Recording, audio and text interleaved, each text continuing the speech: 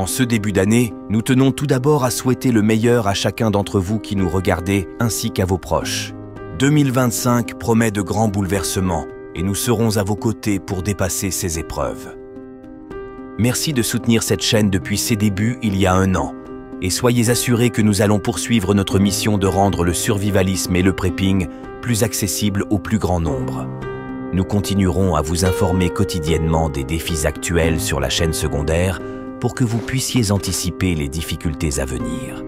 Sans être alarmiste, mais simplement en étant ancrés dans la réalité, nous devons admettre que cette année s'annonce comme une période de tension et d'incertitude où une convergence de crises pourrait conduire à des bouleversements majeurs. Tout d'abord, les tensions géopolitiques risquent d'atteindre un point de rupture. Les relations entre grandes puissances comme les États-Unis, la Chine et la Russie pourraient se détériorer davantage, menaçant la stabilité mondiale. La Chine, par exemple, poursuit son expansion dans la mer de Chine méridionale et sur la scène internationale, ce qui pourrait engendrer de nouvelles confrontations diplomatiques, voire militaires.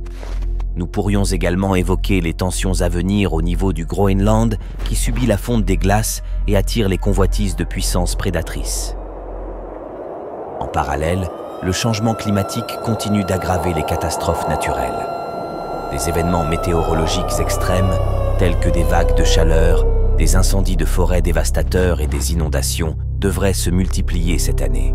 L'Australie, la Californie ou encore le bassin méditerranéen sont des exemples frappants de régions déjà confrontées à ces phénomènes, mettant en péril des millions de vies humaines et fragilisant les économies locales. Les pertes agricoles, les déplacements massifs de population et l'épuisement des ressources en eau risquent d'accentuer des tensions sociales et politiques.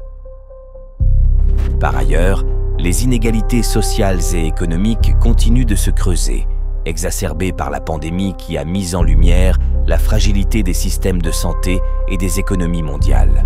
En 2025, la croissance des inégalités pourrait mener à de nouveaux mouvements de protestation. Les jeunes, déjà lourdement touchés par le chômage et le manque d'opportunités d'emploi, pourraient se montrer plus véhéments face à des gouvernements perçus comme incapables de répondre à leurs attentes légitimes.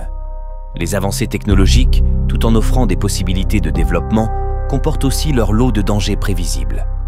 On peut évoquer l'intelligence artificielle qui soulève des questions éthiques et sécuritaires majeures.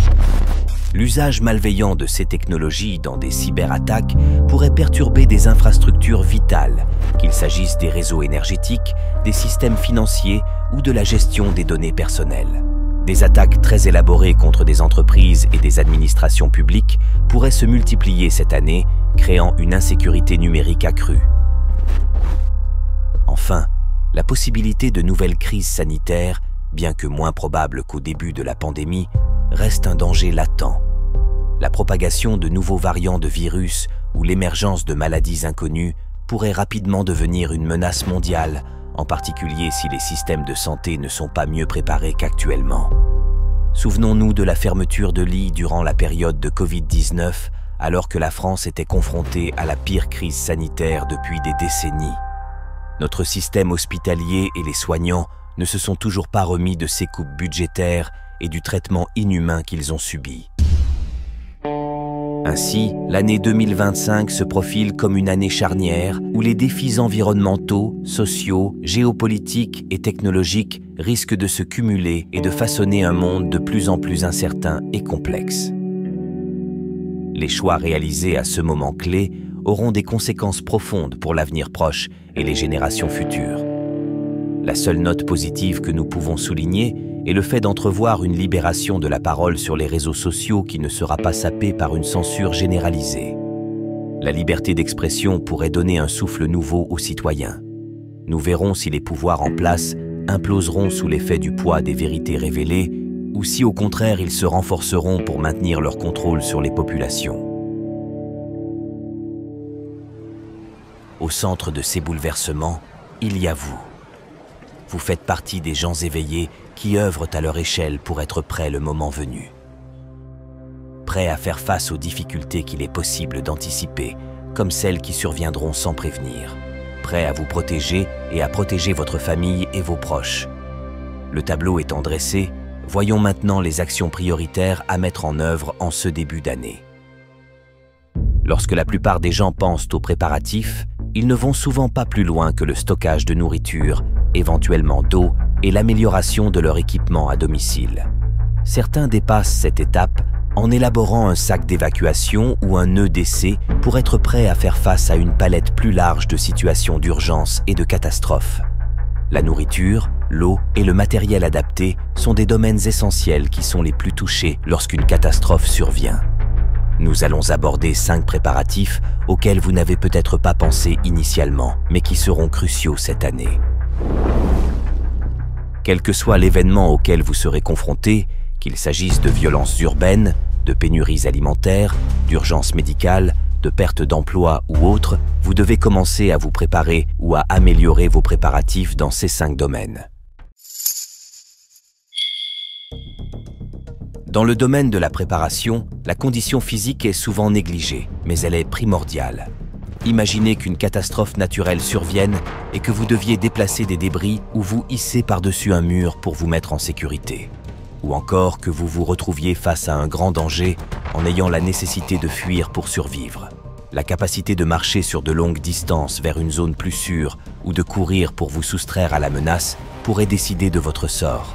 Développer votre force, votre agilité et votre endurance peut considérablement améliorer votre mobilité face à de tels événements. Être en bonne forme peut également réduire considérablement votre dépendance au monde médical qui risque d'être difficile d'accès durant des périodes de crise. Cette autonomie sera alors vitale. Pour guider vos premiers pas vers une meilleure condition physique, vous trouverez un lien dans la description menant vers le programme gratuit des 100 jours pour se préparer au pire conçu par Lou sur son site.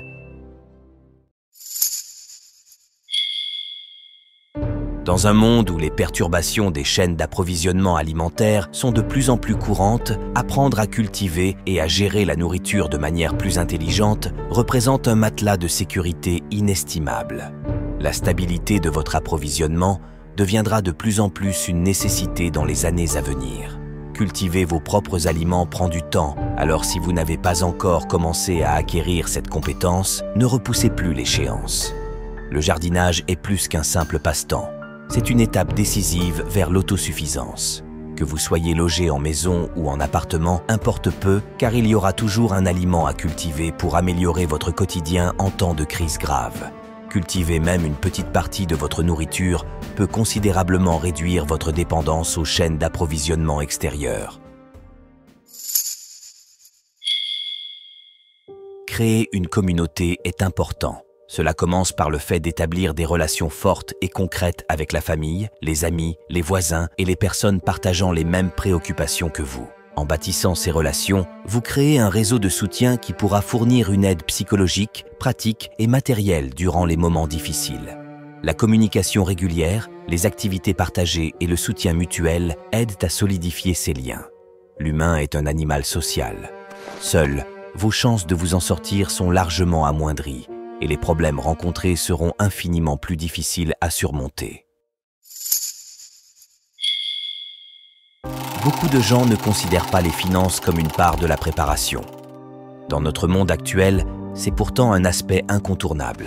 Se constituer un matelas de sécurité en termes d'épargne ou se dégager des revenus en vue d'amortir un accident de la vie n'est pas chose aisée. Toutefois, dans le contexte inflationniste actuel, une chose est sûre. Le coût de tout ce que vous achetez aujourd'hui sera plus élevé demain. Les prix retrouvent rarement des niveaux bas du passé. Voyons maintenant quelques méthodes de base pour agir activement sur le niveau de vos finances.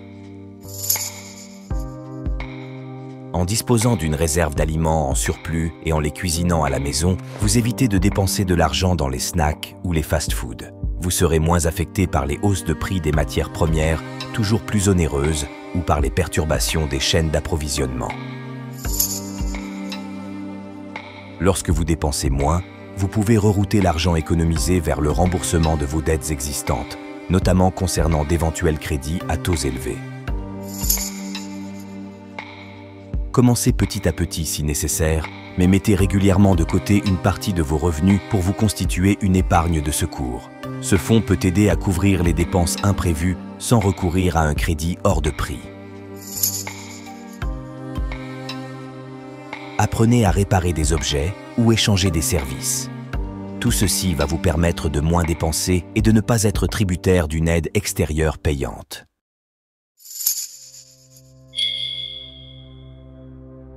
L'énergie est un élément central souvent laissé pour compte par les citoyens prévoyants. C'est pourtant un point crucial de la préparation. Nous tenons pour acquis la possibilité d'appuyer sur un interrupteur pour que les lumières s'allument. Nous tournons un bouton pour cuisiner ou encore pour chauffer ou rafraîchir l'air ambiant de notre habitation. Pourtant, après chaque grande catastrophe, l'absence d'électricité est l'une des premières choses qui affectent profondément le quotidien des personnes sinistrées. Lorsque l'électricité est coupée, les feux de circulation restent en défaut, les communications électroniques sont impossibles, les commerces sont fermés et les services médicaux sont limités aux extrêmes urgences. Ce ne sont que quelques exemples des conséquences désastreuses d'une telle situation. L'autonomie énergétique est un aspect incontournable de la préparation qui ne nécessite pas obligatoirement d'installations imposantes comme des panneaux solaires sur le toit.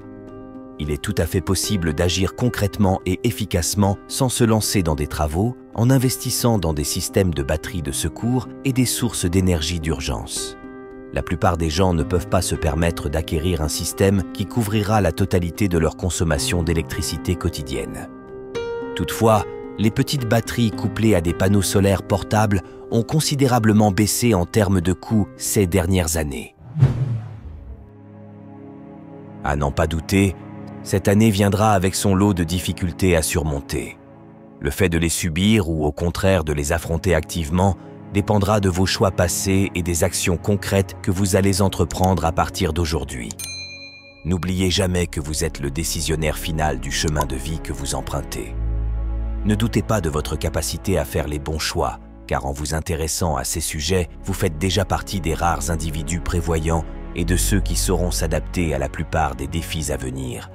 Bref, l'effondrement.